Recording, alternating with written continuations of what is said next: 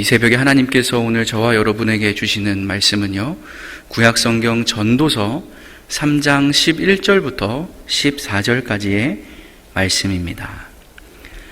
구약성경 전도서 3장 11절부터 14절까지의 말씀을 오늘은 제가 받들어 봉독하겠습니다. 이것은 하나님의 말씀입니다. 하나님이 모든 것을 지으시되 때를 따라 아름답게 하셨고 또 사람들에게는 영원을 사모하는 마음을 주셨느니라. 그러나 하나님이 하시는 일의 시종을 사람으로 측량할 수 없게 하셨도다.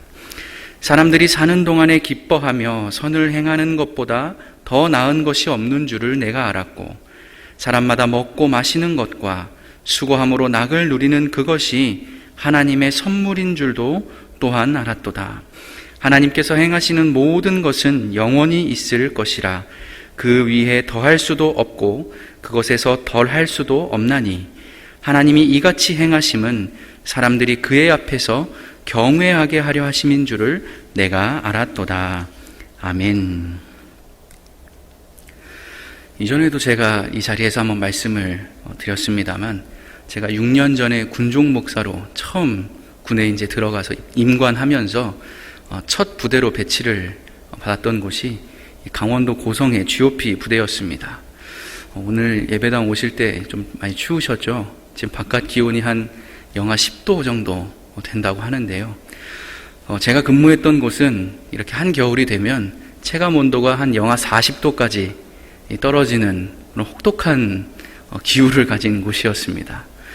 그래서 제가 그 추운 산 속에서 8개월 동안 살았는데요. 그때 그렇게 살면서 제 삶에서 두 가지를 바꿨습니다. 첫 번째는 뭘 바꿨냐면요, 휴대폰을 바꿨습니다. 제가 원래 들고 올라갔던 그 휴대폰이 좀 오래돼서 그런지 너무 날씨가 추우니까 아무리 충전을 안 해서 해도 딱 바깥에 들고 나가면 잠시 후에 보면 50%, 잠시 후에 보면 10% 하더니 그냥 피코가 꺼져버리는 거예요. 야, 이거 안 되겠다. 그래가지고 첫 휴가를 받은 날 제가 고성에서 속초까지 열심히 버스를 타고 가서 휴대폰부터 이렇게 좀 최고로 좋은 최신폰으로 바꿨던 기억이 있습니다. 그리고 나서 제가 또 두 번째로 바꾼 것이 있는데요, 제 좌우명을 바꿨습니다.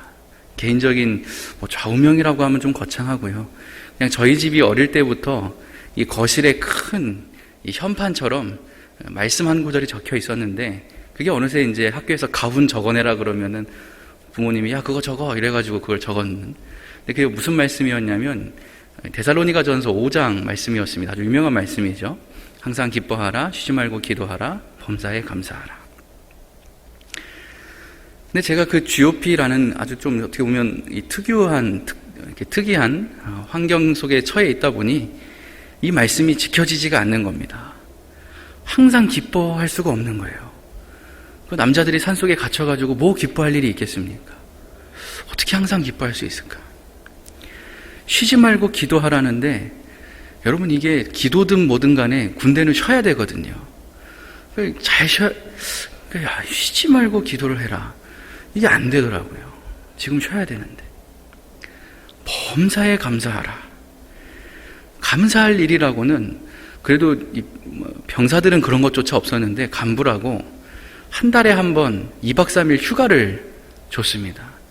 물론 그것도 산 내려오는데 하루, 또 그래서 김포까지 왔다가 또 다시 또 가는데 하루니까 그렇게 긴 휴가는 아니었지만 어쨌든 그런 거 말고는 그렇게 감사할 것도 없는데 라는 생각이 늘 있었다라는 것이죠.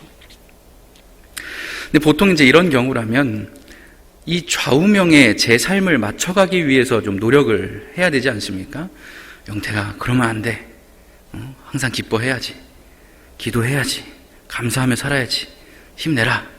이렇게 좀 이렇게 진취적으로 바뀌어야 될 텐데, 저는 왜 그랬는지 모르겠습니다만은 정반대로 행동을 했습니다. 제 삶은 그냥 그대로 두고 좌우명을 좀 편한 걸로 바꾸자. 그래서 제가 어디서 본 글귀를 가지고 그날부터 제 노트에다가 맨 위에 이렇게 써놨었는데요. 그 문구가 이 문구입니다. 이 또한 지나가리라. 그래, 지나갈 거야. 아마 이 문구를 많이들 접해 보셨으리라 생각을 합니다. 이 문장이 원래 출처가 어디냐 하면요, 성경의 인물인 다윗과 솔로몬입니다. 성경에 나와 있는 이야기는 아니지만 유대인들의 경전 가운데 미드라시라는 것이 있는데, 거기에 보면 다윗 왕의 반지라는 제목으로 이야기 한 토막이 실려 있다고 합니다. 내용은 간단합니다. 어느 날 다윗 왕이 보석 세공인을 불러다가 이렇게 주문을 하는 것이죠. 세상에서 가장 아름다운, 내가 낄 만큼 멋진 반지를 하나 만들어 오는데 그냥 만들어 오지 말고 그 안쪽에다가 글귀를 하나 새겨와라. 근데 내가 그 글귀를 딱 봤을 때 내가 엄청 기쁜 일이 있어서 막 흥분하고 너무 좋아하고 있는 그 순간에 그걸 딱 보면, 교만하지 말아야지, 그래 라고 생각할 수 있는 글귀. 인 동시에 내가 너무 힘들고 슬프고 어려운 일이 있어서 좌절하고 있을 때 딱 그 글귀를 보면, 그래, 힘내야지, 난 할 수 있어 라고 힘을 북돋아 줄 수 있는 그런 글귀를 만들어 와라 라고 한 것이죠. 그러니까 이 보석 세공인이 이 난해한 왕의 명령을 어떻게 맞출 수 있을까라고 고민을 하다가 지혜로운 왕자라고 소문이 났던 솔로몬을 찾아간 겁니다. 그러니까 이 아버지의 의도를 알아차린 이 왕자가 씩 웃으면서 한마디 툭 던져줬는데, 그게 뭐라는 겁니까? 이 문장이라는 것이죠. 이 또한 지나가리라. 아무리 기쁜 일이 있어도 이 또한 지나갈 일이니 교만하지 말고, 아무리 슬프고 어려운 일이 있어도 이 또한 지나갈 일이니 좌절하지 말고 낙심하지 말라는 것이죠. 오늘 저희가 읽었던 이 전도서 말씀도요, 그 지혜로웠다던 솔로몬 왕이 기록해 놓은 말씀입니다. 구약시대 이스라엘 역사에 등장하는 총 41명의 왕들 가운데 가장 지혜로웠다, 그리고 가장 큰 부귀영화와 부국 강병을 이루어냈다라고 평가받는 왕이 이 솔로몬 왕이지 않습니까? 그런 그가 인생을 다 살아놓고 보니, 결국 인생이란 이러이러한 것이로구나 라면서 따뜻한 조언으로 후손들에게, 다음 세대에게 남겨놓은 글이 바로 이 전도서라는 책입니다. 그래서 옛날부터 지금까지도 유대인들은 매년 새해 첫날 1월 1일이 되면 온 가족이 함께 모여서 이 전도서를 처음부터 끝까지 다 같이 소리내서 읽는다라고 합니다. 할아버지가 아버지에게, 아버지가 아들에게, 올 한 해 살아가는데 너가 어떤 지혜가 필요한지를 잘 유념해라 라는 그 마음으로 꼭 필요한 지혜를 나누고 전수해주는 그런 시간을 온 가족이 모여서 이 전도서 말씀을 통해 갖게 된다라는 것이죠. 특별히 오늘 우리가 묵상할 이 3장 말씀에서 하나님께서는 솔로몬을 통해 이렇게 말씀을 하십니다. 먼저 11절 말씀입니다. 하나님이 모든 것을 지으시되 때를 따라 아름답게 하셨고 또 사람들에게는 영원을 사모하는 마음을 주셨느니라. 그러나 하나님이 하시는 일의 시종을 사람으로 측량할 수 없게 하셨도다. 아멘. 하나님께서요, 모든 것을 제때에 그리고 가장 아름답게 그 자체로 만들어 놓으셨고 또 지금도 계속 만들어 가고 계신답니다. 그러니까 토기장이가 흙으로 그릇 하나를 아주 좋은 명품으로 빚어내기 위해서 자신이 가지고 있는 모든 달란트와 역량을 쏟아부으며 최선을 다하듯이 하나님께서도 자신이 창조하신 이 세상을, 그리고 저와 여러분 한 사람 한 사람의 인생을 가장 선하고 아름다운 것으로 빚어가시기 위해 지금도 졸지도 주무시지도 않고 수고하며 애쓰고 계신다라는 것이죠. 그런데 문제가 뭐라는 겁니까?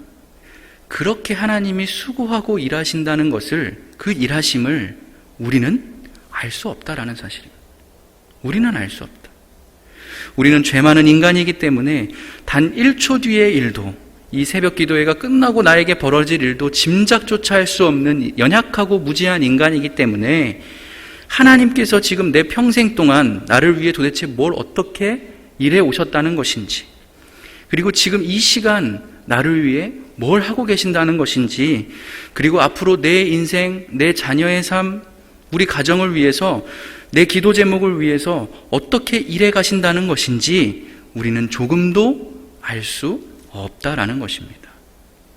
그러다 보니 우리의 인생에 무시로 어려움이 닥치고 내가 이해할 수 없는 일들이 일어나고 내 딴에는 최선을 다해서 예상하고 대비하면서 준비했는데 그것을 그냥 훌쩍 뛰어넘어 버리는 내 능력 밖의 일들이 일어나게 되면 결국 우리는 낙심하고 절망할 수밖에 없게 되더라라는 것이죠. 왜냐?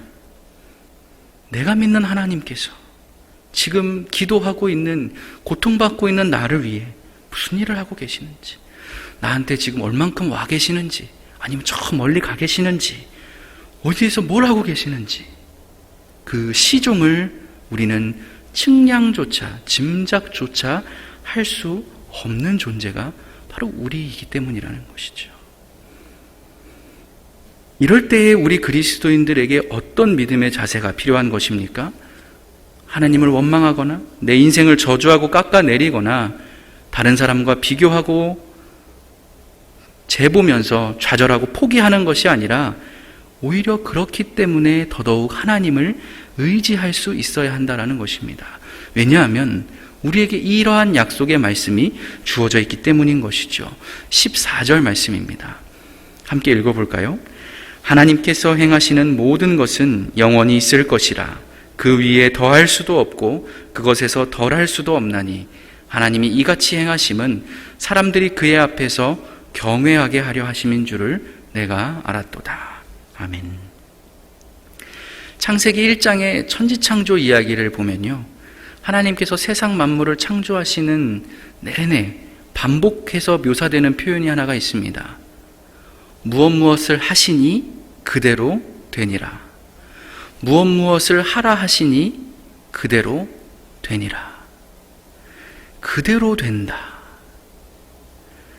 솔로몬은 이 아주 중요한 하나님의 속성, 그대로 된다, 이 사실을 정확하게 알고 또 믿고 있었던 겁니다.